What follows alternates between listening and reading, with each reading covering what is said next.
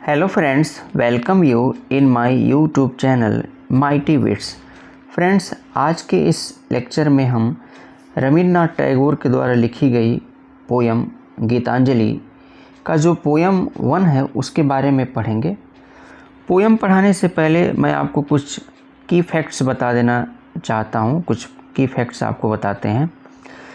रवींद्रनाथ टैगोर जो है वो बंगाली पोएट हैं। 1861 में इनका जन्म हुआ था। 1941 में क्या हुई थी, इनकी डेथ हुई थी। उसके बाद से जो पोयम है आपका गीतांजलि, ओरिजिनली इसको बंगाली लैंग्वेज में लिखा गया और इसको पब्लिश भी फर्स्ट टाइम कराया गया था बंगाली में ही। 4 अगस्त 1910, 4 अगस्त 1910 को क्या हुआ था, बंगाली लैंग्वेज में पब्लिश कराया गया था इंडिया में। उसके बाद से टोटल इसमें लगभग 156 से 157, 156 to 157 इसमें टोटल सॉन्ग्स हैं, पोएम्स हैं इसमें। उसके बाद से देखिए, हम बता देना चाहें कि ये जो पोएम जब इंग्लिश इसका ट्रांसलेशन हुआ, तो इंग्लिश ट्रांसलेशन जब हुआ था तो वो पब्लिश्ड हुआ था 1912 में। 1912 में क्या हुआ था, ये पब्लिश्ड हुआ था, इसका जो इंग्लिश वर्जन आया था।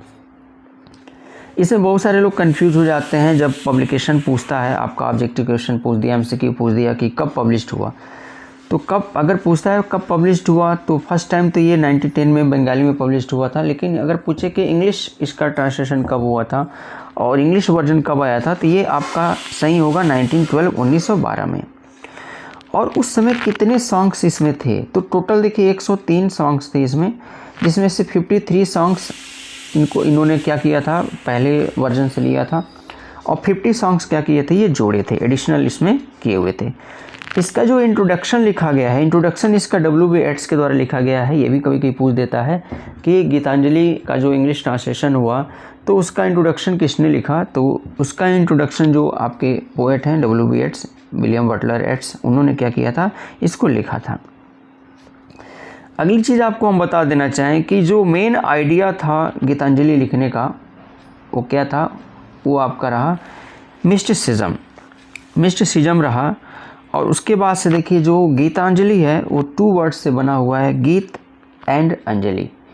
गीत एंड अंजलि से बना हुआ है, जिसका मतलब होता है गिफ्ट्स ऑफ सॉन्ग्स। इसका मतलब क्या होता है, gifts of songs.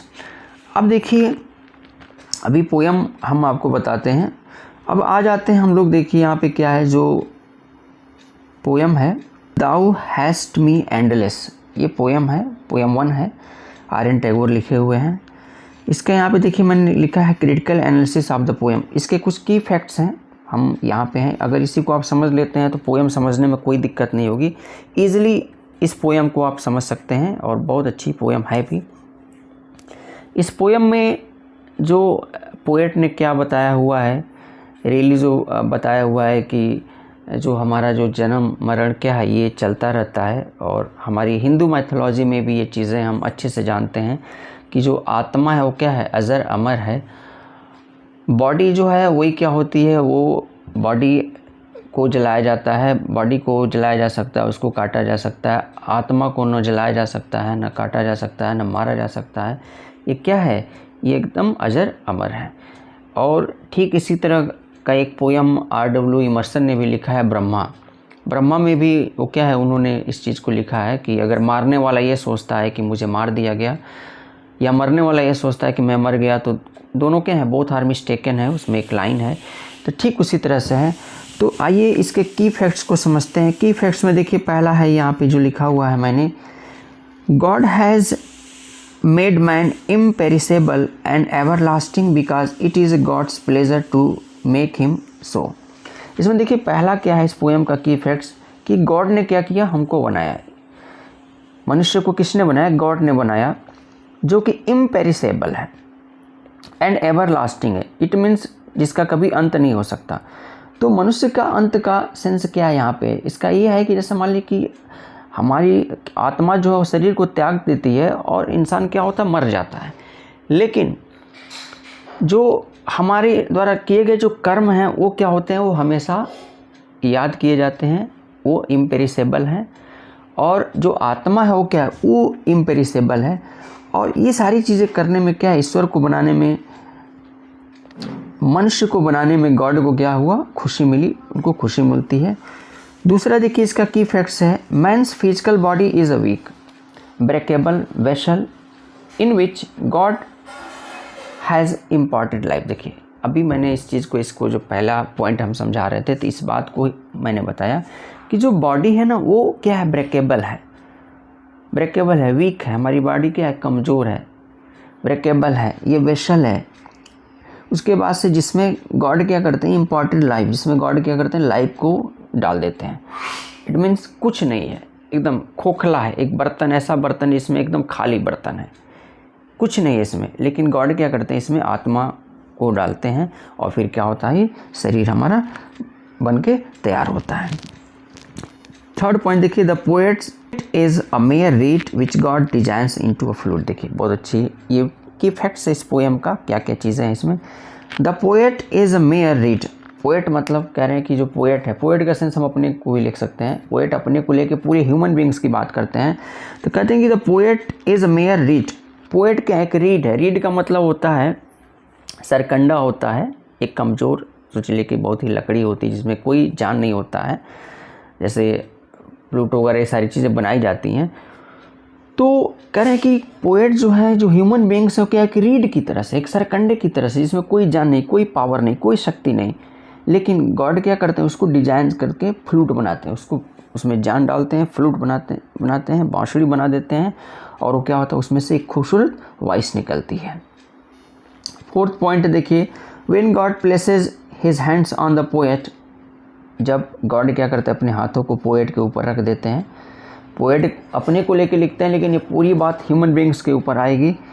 His limited heart expends into unlimited bounds through Joy and happiness. तो लिमिटेड हार्ट्स है, मतलब कुछ नहीं, एकदम लिमिटेड है, लेकिन जैसे ईश्वर क्या करते हैं, हमारे ऊपर हाथ रखते हैं, हम क्या होते हैं, अनलिमिटेड होता है, अनलिमिटेड फैल जाते हैं और अनेक खुशियाँ क्या होती हैं, हमारे अंदर समा जाती हैं। इसका जो लास्ट की फैक्ट्स है देखिए, God's unlimited gifts are received by man's limited hands. देखिए गॉड के पास जो गिफ्ट्स हैं ना वो अनलिमिटेड है, गॉड के पास इतनी सारी चीज़ें हैं कि हम उतना ले ही नहीं पाएंगे जितना गॉड हमको दे दे। अगर हम अच्छा कार्य करते हैं, गॉड हमसे खुश होते हैं, तो क्या होते हैं, हमारे लिमिटेड हैंड्स हैं, बस लिमिटेड मीन्स क्या है, 2 हैंड्स हमको दे रखे हैं, लेकिन गॉड तो क्या है, गॉड तो पूरी दुनिया को दे रहे हैं, सबको दे रहे हैं। तो ये की फैक्ट्स रहे, कुछ की पॉइंट्स रहे इस पोएम को। आइए फ्रेंड्स, अब हम लाइन टू लाइन इस पोएम को पढ़ते हैं। जो पहली लाइन इस पोएम की, thou hast made me endless such is thy pleasure. देखिए कह रहे यहाँ पे, पोएट कहते हैं यहाँ पे कि thou hast made me endless. Thou का सेंस यहाँ पे गॉड से है, और वो कहते हैं यहाँ पे, पोएट ये कहते हैं कि हे ईश्वर, तुमने मुझे क्या कर दिया, एंडलेस बना दिया, सच इज़ दाइज प्लेजर, और तुम्हारी क्या इसमें खुशी है, यानी कि तुम ये करके क्या हुए, खुश हुए, तुमने मुझे क्या किया, एंडलेस बनाया। तो एंडलेस का सेंस किसका है, एंडलेस का सेंस यहाँ पे सोल। जब एक जो बॉडी है, ह्यूमन बॉडी है, ह्यूमन बॉडी में गॉड ने क्या किया, सोल को क्या किया, कर दिया, पुट अप कर दिया, डाल दिया, तो क्या हो गया, कह रहे हैं कि वो एंडलेस हो गया, एवर लास्टिंग है, वो कभी ख़त्म होने वाला नहीं है। जैसे आत्मा के अजर अमर है हमारी हिंदू मैथोलॉजी, अभी मैंने इसके पहले बताया कि हिंदू मैथोलॉजी कहती है कि क्या है, आत्मा अजर अमर है, इसको न मारा जा सकता है, न काटा जा सकता है, न जलाया जा सकता है, जो भी होता है बॉडी के साथ होता है, न कि आत्मा के साथ। तो पहले लाइन का देखिए यही सेंस है कि thou hast me endless such is thy pleasure. उसके बाद से कहते हैं कि this frail vessel thou emptiest again and again and fillest it ever with fresh life. देखिए बहुत अच्छी लाइन है, बहुत अच्छे वर्ड्स भी हैं सब। कहते हैं कि this frail vessel, frail vessel का बात करते हैं यहाँ पे। फ्रेल का मतलब कमज़ोर होता है, और वेसल का यहाँ सेंस है बर्तन, बर्तन रियल मीनिंग होता है, यहाँ सेंस बॉडी से है। अब देखिए करें कि ये जो फ्रेल वेसल है, एकदम कमज़ोर जो बॉडी है, एकदम क्या है, एम्पिटिएस्ट है, एकदम खाली है, अगेन एंड अगेन वो एकदम खाली ही रहता है बार बार। And fillest it ever with fresh life, और क्या होता है, उसको भरा जाता है हमेशा फ्रेश लाइफ से, एक नया जीवन उसमें भर दिया जाता है। सेंस क्या है, सेंस ये है कि जो शरीर है ये क्या है, एकदम खाली उस बर्तन के समान है जिसमें कुछ नहीं रहता है, लेकिन इसमें जैसे ही आत्मा रूपी जान डाली जाती है ईश्वर के द्वारा, तो क्या होता है, एक नए जीवन की शुरुआत होती है। एक नवजात शिशु क्या होता है, जन्म लेता है और फिर उसके बाद से वहाँ से इसका प्रोसेस चलता रहता है, वो जीवन चलता रहता है, वो आगे बढ़ता रहता है। और ये सारी की सारी चीज़ें क्या होती हैं, किसके द्वारा होता है, गॉड के द्वारा होता है। देखिए ये आपका पहला मतलब रहा। आगे बढ़ते हैं, आगे जो है नेक्स्ट आपका है सेकेंड में देखिए पोएट क्या कहते हैं कि this little flute of a read.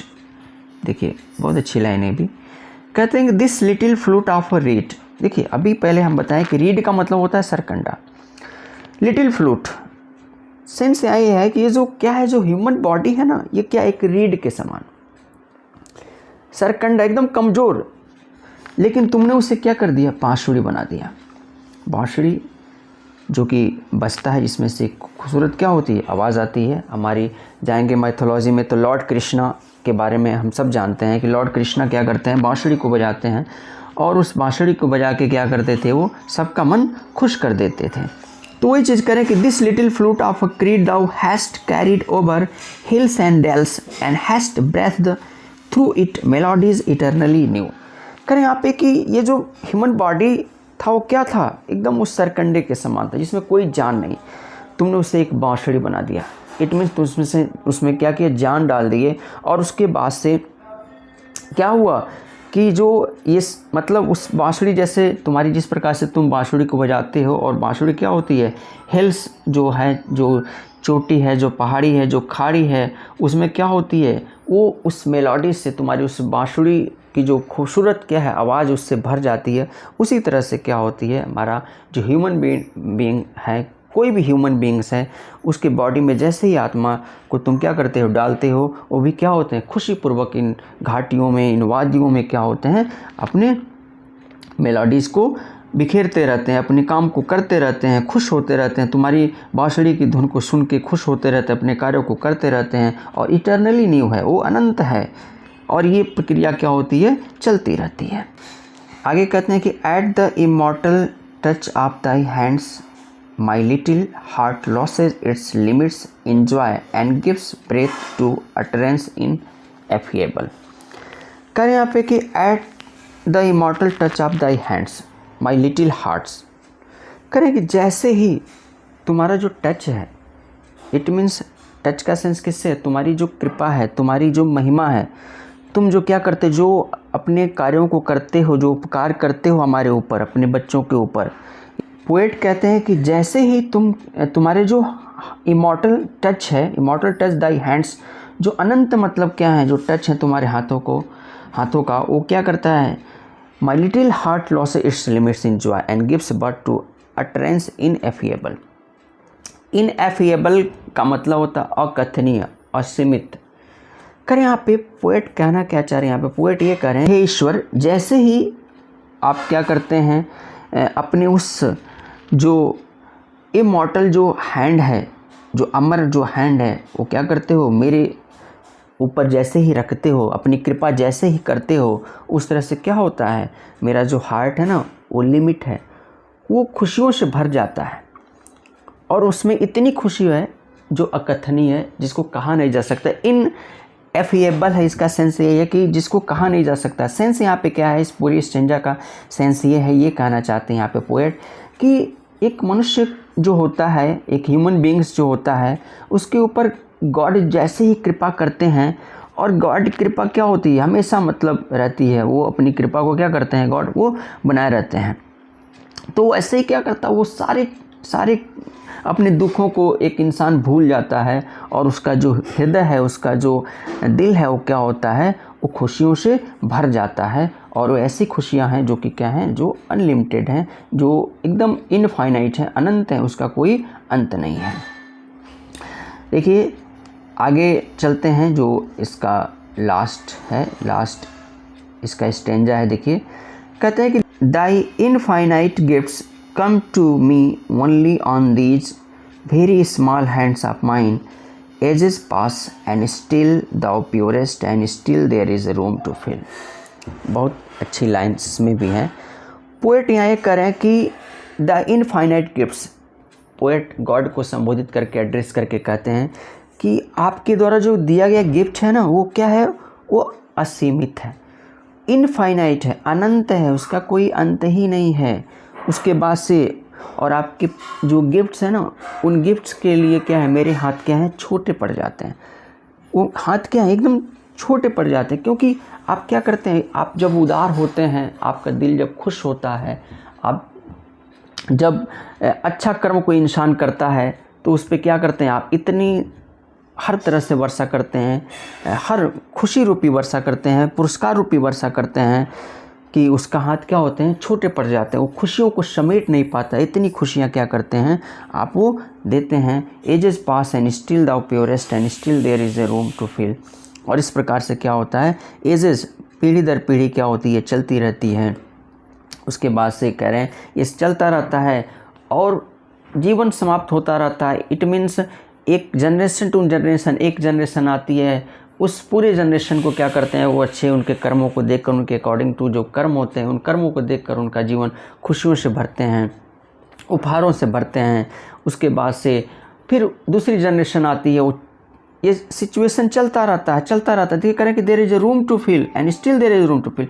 फिर भी मतलब क्या है, ईश्वर का जो उपहार है, ईश्वर का जो आशीर्वाद है, वो क्या होता है, वो ख़त्म नहीं होता है। उस सिलसिला क्या होता है, चलता रहता है। इस तरह से देखिए एक छोटी पोयम है, पोयम 1 है, ये बहुत ही छोटी पोयम है। इसमें इन्होंने क्या किया है, गॉड के बारे में बताया कि किस प्रकार से गॉड क्या करते हैं,